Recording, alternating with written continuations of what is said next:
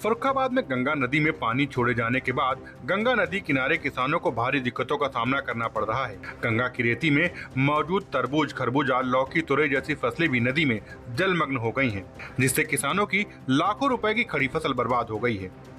गंगा नदी में बेमौसम छोड़े गए पानी से गंगा के तराई के किसानों की फसलें जलमग्न हो गई हैं। हालात यह है कि गंगा के तराई इलाकों में मौजूद सैकड़ों बीघा तुरई, लौकी समेत तरबूज, खरबूजा जैसी रेती की फसल जलमग्न होने से किसानों का लाखों रुपए का नुकसान हो गया। गंगा किनारे खेती करने वाले किसानों ने मुख्यतः सब्जी और तरबूज, खरबूजा जैसी फसलों को तैयार किया था, लेकिन एक तरफ कोरोना के चलते किसानों को फसल की लागत नहीं निकल रही थी, लेकिन इसी बीच गंगा में छोड़े गए पानी से किसानों के जले पर नमक छिड़क दिया और सैकड़ों बीघा फसल पानी में समा गई। किसानों की माने तो गंगा नदी में सैकड़ों बीघा फसल जलमग्न होकर बर्बाद हो गई है और जिला प्रशासन से भी कोई मदद नहीं मिल रही है। गंगा जी में अचानक जलबाढ़ आने से हजारों किसान बेचारे बहुत परेशान हो गए, कर्ज में मकरूज हो गए।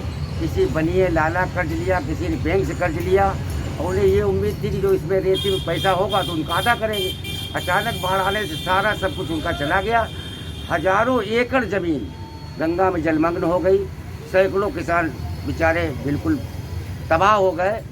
अब उनके पास इतना भी नहीं है कि जो खाद बीज लगा है, जो उससे पैसा लिया है महाजन से, उसका अदा कर पाएँ, या किसी ने बैंक से लोन लिया है, या किसी ने पत्नी के जेवर गहने रखे हैं, वो इस तरीके से बेचारा बर्बाद तबाह हो गया। फर्रुखाबाद से दस्तक टाइम्स के लिए दिलीप कटियार की रिपोर्ट।